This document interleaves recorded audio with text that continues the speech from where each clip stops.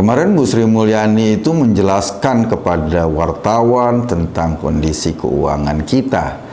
Salah satu penjelasan yang cukup menarik perhatian gua adalah ada besaran yang dikeluarkan pemerintah untuk mensubsidi. Mensubsidi itu artinya menambahin, memberi langsung kepada masyarakat subsidi BBM atau bahan bakar minyak. Jadi kalau lo sekarang beli Pertalite, beli Pertamax gitu, itu kabarnya ada subsidi. Kalau dihitung-hitung dengan angka keekonomisan, harga Pertalite itu mestinya nggak 7.500, mungkin sampai 13.000 atau 14.000. Artinya apa? Artinya setiap liter Pertalite yang lo beli di pom bensin, beli dong Pertalite 5 liter, bayar 7.500 dikali 5, secara atau pada saat itu juga pemerintah keluarkan duit sejumlah 5 liter kali jumlah subsidinya. Misalnya subsidinya sampai 5.000 atau 7.000 rupiah per liter yang harus disubsidi oleh pemerintah, 6.000 atau 7.000 rupiah 1 liter. Lo bayangin nggak, siapa sih yang menikmati subsidi ini, yang menikmati duit dalam tanda kutip gratisan dari pemerintah? Kita sih emang nggak sadar waktu isi bensin, kan main cor aja kan, main pencet aja, beli 100.000, beli 200.000 misalnya. Atau yang pakai motor isi bensin 20.000. Tapi setiap tetes bensin itu ternyata yang kita bayar tidak sesuai dengan harganya di pasar atau di pasar dunia. Kenapa? Karena kan memang produksi minyak kita itu nggak cukup untuk memenuhi kebutuhan dalam negeri. Produksinya misalnya cuma sekian 800.000 barrel misalnya, tetapi konsumsi kita bisa sampai 1,2, 1,3 juta barrel masyarakat yang mengkonsumsi BBM. Jadi kalau dibilang, oh kan Indonesia negara penghasil minyak, enggak bro, iya kita menghasilkan minyak, tetapi kebutuhan minyak kita jauh lebih banyak dari apa yang kita hasilkan, akibatnya harus import gitu. Nah, bagaimana importnya? Ternyata harga minyak di dunia lagi naik-naiknya, lagi gila-gilaannya. Karena kita pakai sistem harga yang stabil, tidak mengikuti fluktuasi pasar, akibatnya apa? Ketika harga naik, ya mau nggak mau dong, harga belinya tinggi, harga jualnya rendah. Ada gap kan? Ada selisih. Selisihnya siapa yang nambahin? Pemerintah. Kalau coba lo perhatikan, siapa sih yang paling menikmati subsidi Pertalite, subsidi Pertamax? Pertamax misalnya, mestinya itu bukan barang yang disubsidi, tetapi karena memang cara kita menetapkan harga BBM itu harus pakai aturan-aturan yang lebih ketat, akhirnya Pertamax juga mungkin sekarang realitanya adalah perlu subsidi juga. Mau tahu kenapa Pertamax disubsidi atau bukti bahwa Pertamax disubsidi? Coba lo bandingkin harga Pertamax atau harga BBM RON 92 di Pertamina, di SPBU Pertamina dengan SPBU Shell misalnya, atau SPBU Total misalnya. Harganya jauh bro. Yang Pertamax 12.500, di Shell atau di Total sudah sampai 15 ribuan atau 17 ribuan. Jadi jauh. Itu menandakan bahwa realitanya sebetulnya Pertamax juga disubsidi. Tetapi subsidi terbesar adalah ya Pertalite. Mungkin setiap liter kita ditambahin oleh pemerintah sekitar 5.000 sampai 6.000 rupiah. Artinya apa? Kalau lu ngisi bensin 1 liter, secara bersamaan lo bayar sama petugas pom bensin, secara bersamaan pemerintah juga menambahin duit itu sejumlah bensin yang lo isi. Tapi gue heran, siapa sih yang menikmati subsidi ini? Subsidi ini kan duit, uangnya kan sebetulnya uang rakyat ya.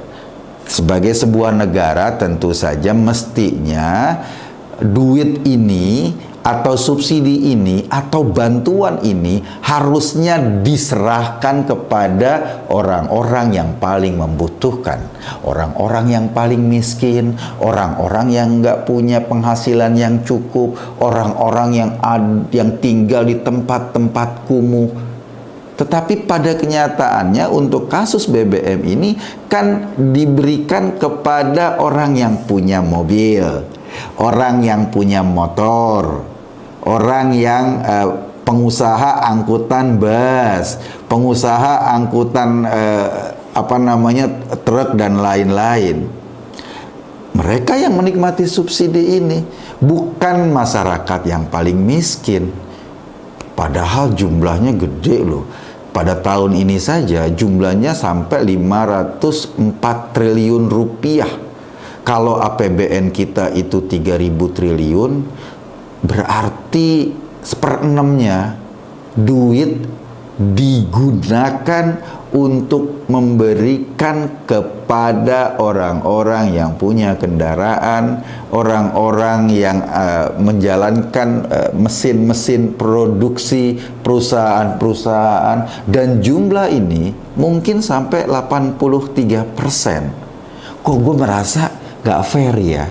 Kalau orang-orang yang sudah punya penghasilan cukup, punya mobil, kalaupun mobilnya masih di bawah 1000 cc atau di bawah 1500 cc, kok setiap kali dia isi bensin, pemerintah nambahin.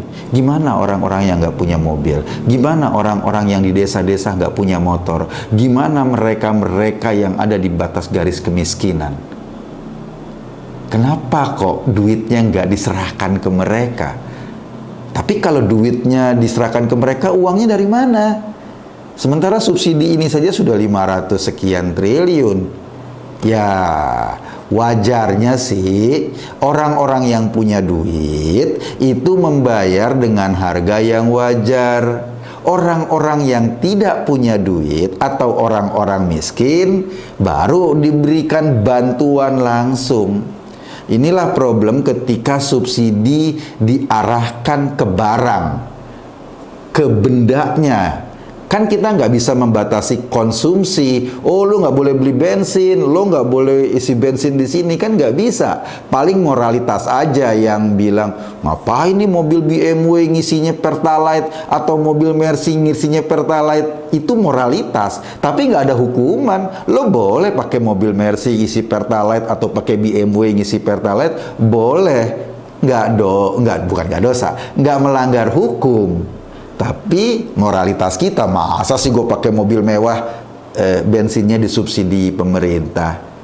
Cuma itu doang. Nah, bagi orang-orang yang penghasilannya cukup, yang bisa setiap hari beli bensin, yang ada penghasilan, gue kok agak kurang fair ngerasa ya, kalau kemudian mereka menikmati subsidi yang sangat besar, sementara ada rakyat kita yang nggak punya kendaraan, yang hidup miskin, ini malah tidak kebagian subsidi dari 504 triliun itu. Jadi gue pikir ya, bagusnya memang subsidi tidak dialokasi ke barang yang semua orang bisa mengkonsumsi. Subsidi mestinya atau bantuan pemerintah mestinya diberikan kepada orang, kepada masyarakat langsung, terutama kepada masyarakat yang miskin. Bagaimana caranya? Kan pasti Depsos punya data dong, pemerintah daerah punya data dong di antara penduduknya mana yang paling miskin. Nah, kalau saja bantuan subsidi yang dinikmati oleh orang kaya ini dialihkan buat masyarakat miskin. Masyarakat miskin ini pada akhirnya punya duit untuk belanja, punya daya beli. Itu kan akan membantu putaran ekonomi terutama di daerah-daerah yang tertinggal atau di daerah-daerah miskin. Tapi masalahnya, ini masalahnya, ketika misalnya subsidi mau dialihkan, kan akibatnya kita beli Pertalite atau beli Pertamax, harganya nggak bisa kayak sekarang lagi. Harganya mungkin masih di bawah harga pasaran dunia, tetapi nggak mungkin serendah sekarang 7.500. Barangkali bisa naik jadi, bukan naik ya, penyesuaian jadi 9 ribuan, 9.500, mungkin saja. Sepanjang pengurangan subsidi atau alokasi subsidi ini bisa diperbantukan kepada masyarakat yang paling membutuhkan, gue rasa itulah peran negara. Dan kita harus fair.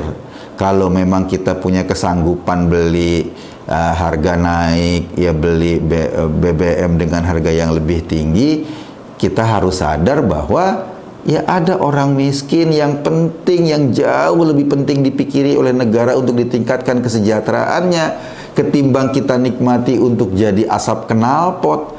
Sayang loh, duit kita terbuang-buang cuma untuk jadi asap knalpot.